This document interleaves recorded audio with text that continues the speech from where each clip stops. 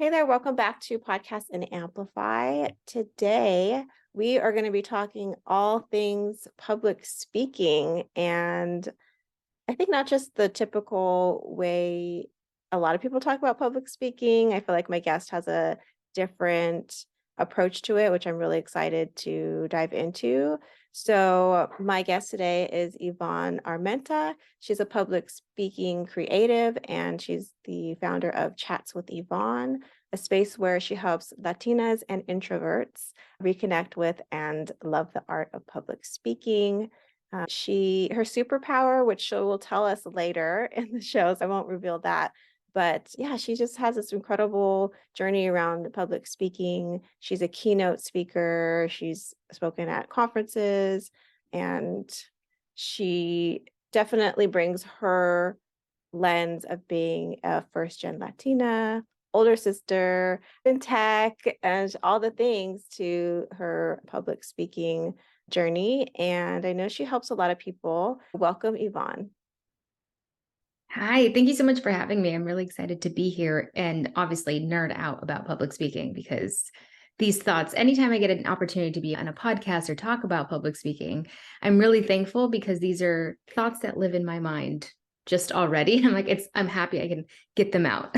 So I'm really excited to be here. Yeah, and I think I so identified with you being a Latina and being an introvert. I'm like, oh, she's speaking my language.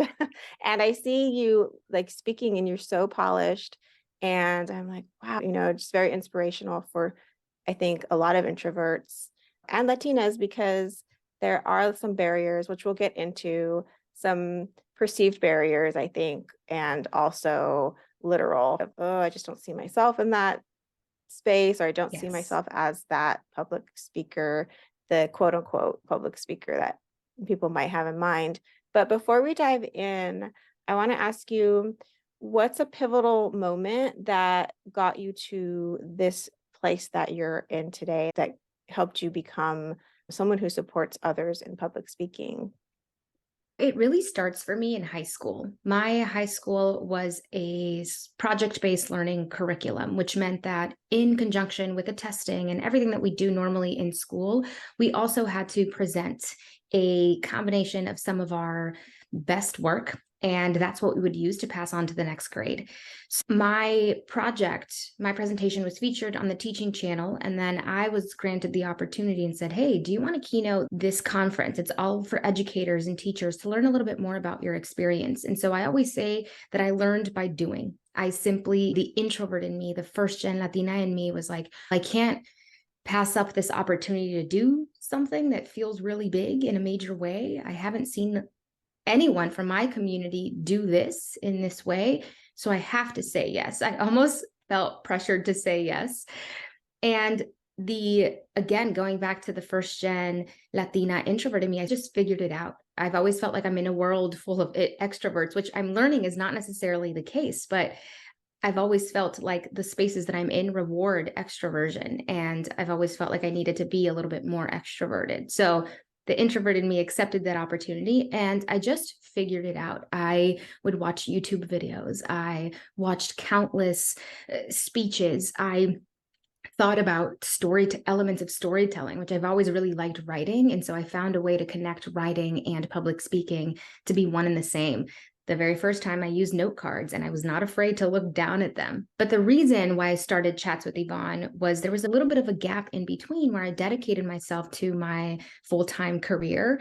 And within that, I got the opportunity to host a virtual talk show. And this was around 2020, right? So they asked me, hey, Yvonne, do you want to do this? And I said, again, same feelings. I don't know if I want to, but I said, yes, this feels like a great opportunity. And every time that I did it, I was reminded of how much I loved it, but how much of a process and how much it took from me to actually get to the point of interviewing and speaking. And I thought, what if I share not only my experiences with public speaking, but also give people tips from my perspectives as someone that hasn't necessarily gone through the public speaking trainings and someone that doesn't necessarily speak like who I see on stage. I am an introvert through and through, and I get a lot that you don't seem like one, but I think it's because of these misconceptions that people have about introverts. So my journey really started with I want to share this because I want to see if there's anybody else out there that feels this way. And I also know how empowering it is to go up on stage. And once you're done, after you feel really good about it. Yeah, I think a lot of us do tend to start things where we're like, I don't see myself and I'm just going to create the thing that I want to see, right? And hopefully that it will connect with others and land with others. What I hear in your story too is that you've said yes to a lot of things, even a lot of opportunities, even when you felt hesitation, maybe some fear, but you showed up anyways. And it's those experiences that you build on your confidence, right? And get you to that next level or your next iteration of where you want to Exactly. be. Yeah. Exactly. Yeah. A lot of people say it's when you do the things that scare you that you really grow. And I think it's so cheesy to say it, but it is very true. Now, just as much as there have been things that I've said yes to that have helped me grow, there have been things that I've said yes to that maybe I shouldn't have said yes to. But all of those things do come together to, if I had not said yes to that first opportunity or felt a little pressured to do it, I probably wouldn't even have found out that I truly love and enjoy public speaking. And I want to help other people love it too. The successes and the losses, it's all just information, right? And it helps to inform your next decision. And I Yeah. think information is always good. So let's talk about how you define public speaking, because I think you have a little different approach to it. Yeah, so my definition of public speaking at in its very simplest form is storytelling. And because my work revolves around making people feel comfortable with the art of public speaking, I really approach it from the sense of you do it every day, whether it's a one-on-one relationship, whether it's a meeting that you're facilitating at work, whether it's the story that your abuelita, that your grandma is telling you, right? You are picking up best practices for public speaking in those interactions. And so I define public speaking as storytelling and anytime that you're connecting with someone through the spoken word. I love that because so much of the idea of a public speaker, I feel, is not entertaining, but it's like being on. It's like having this super extra charisma, like being extra and just being a flash and a sparkle. And really, you're so right. It comes back to, yes, they may have all those things, but if they don't have substance or they're not taking you on a journey, you're gonna leave that feeling the emptiness, because I felt that before where I'm like, wow, this person's so dynamic. And then I've left and thought, what did I really just sit through?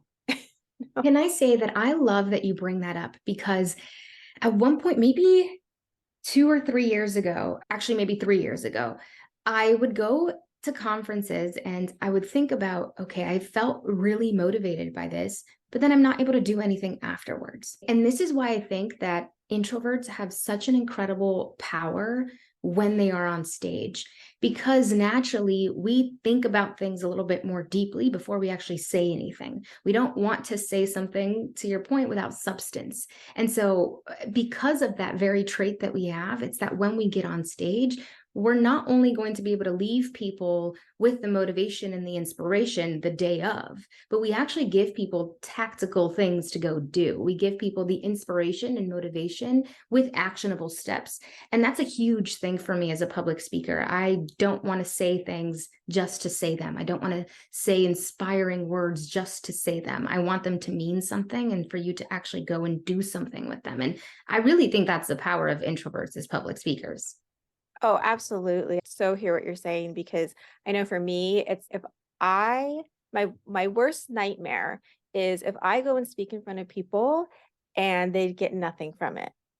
Like that horrifies me. And I think it's that introvert, right? Where you just, like you're saying, you really think things through and you want to be intentional and have the impact. And I just think it's great to get people pumped in the moment, but I think what's more impactful is when you help them shift in the moment. When you listen to someone and you're like, oh, they spoke a truth to me and it moved my heart or it moved something within me. And that's something you carry with you outside of that Yes. conversation, but or that presentation, but it's difficult. We have some ideas about public speaking and who is a public speaker that I think we need to dismantle. And I'm so glad that you're helping to do that and helping to reframe it and shine a light on other different types of public speakers. So, what are some of the factors that can influence like how we see ourselves when it comes to public speaking? We just touched on it a little bit about some of the, I don't know if they're myths, some of the misconceptions about, oh, this is the only type of person that can speak. One of those things is actual representation, right? Which I've talked about before, and being that I don't feel like I'm seeing anybody that talks like me, that moves their hands around like me. Culturally, I'm not connecting with folks that I see on stages or at these conferences that I'm a part of. And so you can begin to feel a little bit disconnected to public speaking, or feel like you have to show up like those people do to be able to have a spot on stage. So I think representation is the very first one. But then once you get the opportunity, and I'll say this, if you are in a position right now where you're engaging with the art of public speaking, you're getting these speaking opportunities, and you're looking to YouTube, or you're looking to where you're reading around best practices, it can feel a little bit like it's asking you to be somebody that you're not. If those things that you see on stage, to our point, right? If you see what appears to be an extrovert on stage, and they're bold, they're big, and maybe that feels like it doesn't necessarily connect with you, that can make you feel like, one, I have to show up that way. So it's super uber draining to then have to act that way, knowing that my style is a little bit different. But also, as an introvert, no matter what, you're going to feel a little bit drained after that entire interaction. But it just creates this relationship with public speaking that isn't sustainable. At the very beginning, I think I tried to do a little bit of that. I tried to be more like what I saw on stage, or more like what I saw was being exemplified on YouTube videos that I watched. And it wasn't until I was really like, this is just not my style. This is how I need to show up, because I love public speaking and I want it to be a sustainable thing that I can keep up with. If I have to continually feel like I just need to be out here and bold and do all these little things where, oh, you're not supposed to do this, so don't do too much of that, then I'm just not going to have fun with it. And that's not good for anybody, because I have something, you have something, everybody has something to say. And if we don't feel comfortable in saying it, we're just not going to show it properly and do our passion justice.